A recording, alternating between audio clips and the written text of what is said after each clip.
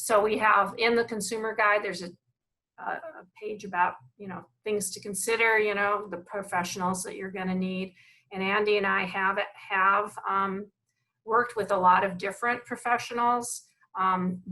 Here's a funny story. We actually we have some people who we have been in contact with. We've door knocked. We send them valuations on their homes, and we've met one of them.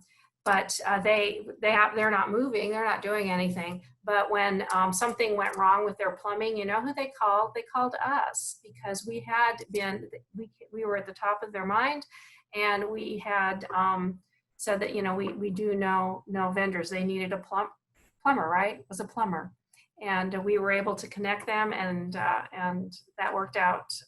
It worked out really well. So we have people that we can put you in contact with to do the work that you can't do, and make that as simple. Make that as easy as possible. Yeah, and keep in mind, you know what? People ask me this, so I'm just going to say it.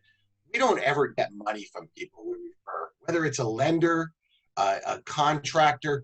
We recommend people, Lisa and I, that we would let in our own home do work.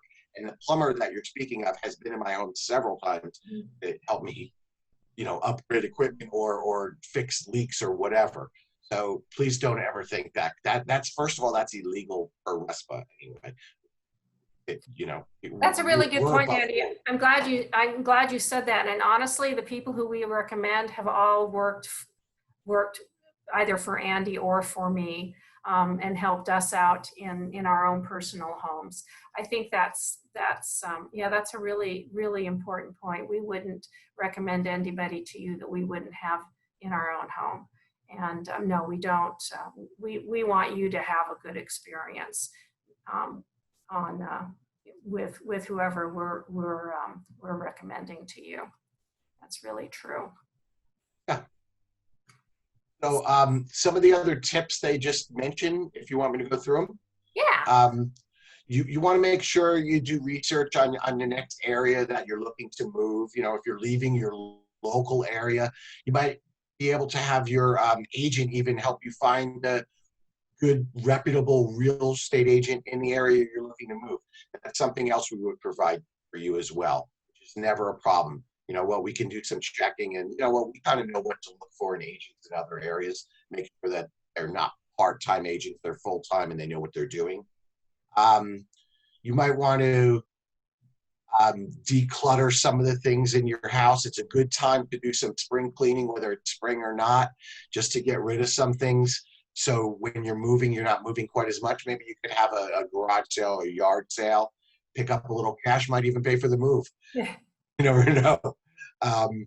Just make sure you're aware of all the rules and regulations of whatever place you're moving. Make sure it's going to fit your lifestyle. And in your current home, you can close off some of the rooms, practice living in a smaller space just to see how it feels. Which, a lot of people do that. They go from these 3,000, 4,000 square foot huge homes into 1,400, 1,500. That's a big difference. You might not use all those rooms, but maybe having the space means something to you in some way or another. So you might want to just practice pretending they're not there and try to live in 1,000 or 1,200 square feet and make sure that's going to work for you. Well, and I think too, we've all had the experience of living in a larger house, and then there's just some rooms you don't go in anymore because the kids are gone, and there's no need to go into their bedrooms. So yeah, it's sometimes that's already started, but that's what this guide can help you with is identifying what you need, what you don't need, what you're going to be comfortable with. And there's also sometimes when people I have some clients who just bought a house up in Madera Canyon, and they're moving from Florida, and their elderly mother is coming with them. So you know what they wanted? They wanted a casita for her. And so we found a house that had a casita.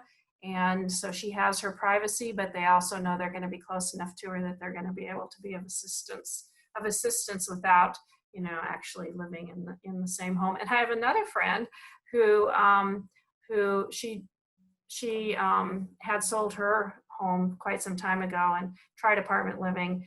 And then her daughter decided she wanted to buy a house. So they bought a house together in a neighborhood they like. And then my friend's building a tiny house in the back so that she can have that for her space because she's very independent.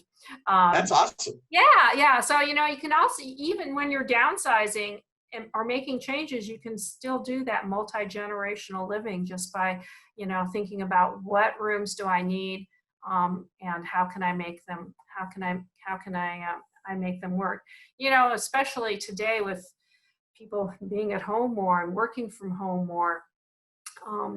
The old concept of the kind of the open space house maybe maybe changing, and people are looking at, well, maybe I do need more rooms rather than open space, so that I have a room for an office, or I have a separate casita for my mom to live in, so she can stay close to me but still be independent. So there's a lot of questions that you get to ask, and that our guide provides kind of like a checklist of what's important, what's not important, and deciding when is the right time to downsize. And so there's a list of questions, and you can say not important, somewhat important, very important. And if a whole lot of stuff is very important, well, maybe it's time to think about, preparing.